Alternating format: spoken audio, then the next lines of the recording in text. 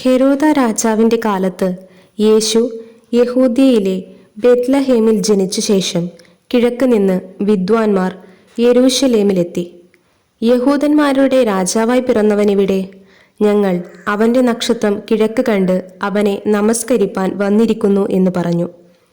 ഹെരോദ രാജാവ് ഇത് കേട്ടിട്ട് അവനും യെരൂശലേമൊക്കെയും ഭ്രമിച്ച് ജനത്തിൻ്റെ മഹാപുരോഹിതന്മാരെയും ശാസ്ത്രിമാരെയും എല്ലാം കൂട്ടിവരുത്തി, ക്രിസ്തു എവിടെയാകുന്നു ജനിക്കുന്നത് എന്ന് അവരോട് ചോദിച്ചു.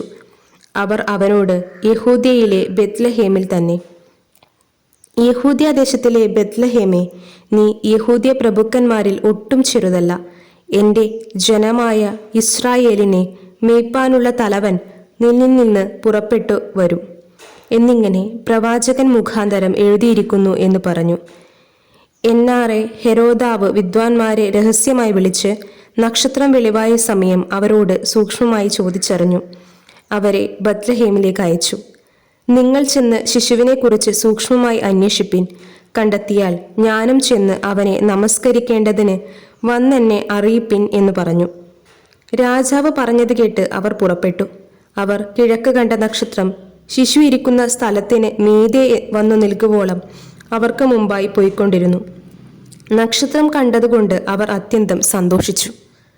ആ വീട്ടിൽ ചെന്ന് ശിശുവിനെ അമ്മയായ മറിയത്തോടു കൂടെ കണ്ട് വീണ് അവനെ നമസ്കരിച്ചു. നിക്ഷേപപാത്രങ്ങളെ തുറന്ന് അവന് പൊന്നും കുന്തുരുക്കവും മൂരും കാഴ്ചവെച്ചു. ഹെരോദാവിൻ്റെ അടുക്കൽ മടങ്ങിപ്പോകരുത് എന്ന് സ്വപ്നത്തിൽ അരുളപ്പാടുണ്ടായിട്ട് അവർ വേറെ വഴിയായി സ്വദേശത്തേക്ക് മടങ്ങിപ്പോയി. അവർ പോയ ശേഷം കർത്താവിൻ്റെ ദൂതൻ യോസേഫിന് സ്വപ്നത്തിൽ പ്രത്യക്ഷനായി. നീ എഴുന്നേറ്റ് ശിശുവിനെയും അമ്മയെയും കൂട്ടിക്കൊണ്ട് മിസ്രയീമിലേക്ക് ഓടിപ്പോയി, ഞാൻ നിന്നോട് പറയും വരെ അവിടെ പാർക്കുക. ഹെരോദാവ് ശിശുവിനെ നശിപ്പിക്കേണ്ടതിന് അവനെ അന്വേഷിപ്പാൻ ഭാവിക്കുന്നു എന്ന് പറഞ്ഞു. അവൻ എഴുന്നേറ്റ് ശിശുവിനെയും അമ്മയെയും രാത്രിയിൽ തന്നെ കൂട്ടിക്കൊണ്ടു പുറപ്പെട്ടു മിസ്രയീമിലേക്ക് പോയി. ഹെരോദാവിൻ്റെ മരണത്തോളം അവൻ അവിടെ പാർത്തു. മിസ്രയീമിൽ നിന്ന് ഞാൻ എൻ്റെ മകനെ വിളിച്ചു വരുത്തി എന്ന് കർത്താവ് പ്രവാചകൻ മുഖാന്തരം അരുളി ചെയ്തത് നിവൃത്തിയാവുവാൻ സംഗതി വന്നു. വിദ്വാൻമാർ തന്നെ കളിയാക്കി എന്ന് ഹെരോദാവ് കണ്ട് വളരെ കോപിച്ചു. വിദ്വാൻമാരോട് ചോദിച്ചറിഞ്ഞ കാലത്തിനൊത്തവണ്ണം 2 വയസ്സും താഴെയുമുള്ള ആൺകുട്ടികളൊക്കെയും ബെത്ലഹേമിലും അതിൻ്റെ എല്ലാ അതിരുകളിലും ആളയച്ച് കൊല്ലിച്ചു. റാമയിൽ ഒരു ശബ്ദം കേട്ടു, കരച്ചിലും വലിയ നിലവിളിയും തന്നെ. റാഹേൽ മക്കളെ ചൊല്ലിക്കരഞ്ഞു, അവർ ഇല്ലായ്കയിൽ ആശ്വാസം കൈക്കൊള്ളുവാൻ മനസ്സില്ലാതിരുന്നു എന്ന് യിരെമ്യാ പ്രവാചകൻ മുഖാന്തരം അരുൾ ചെയ്തത് അന്ന് നിവൃത്തിയായി.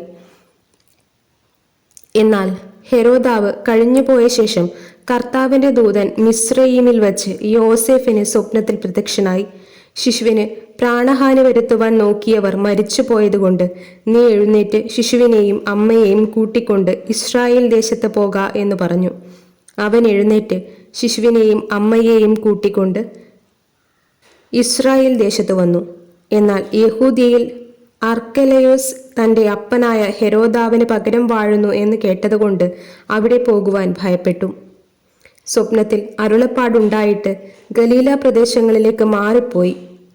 അവൻ നസറായൻ എന്ന് വിളിക്കപ്പെടും എന്ന് പ്രവാചകന്മാർ മുഖാന്തരം അരുളി ചെയ്തത് നിവൃത്തിയാക്കുവാൻ തക്കവണ്ണം നസറത്ത് എന്ന ഗ്രാമത്തിൽ ചെന്ന് പാർത്തു.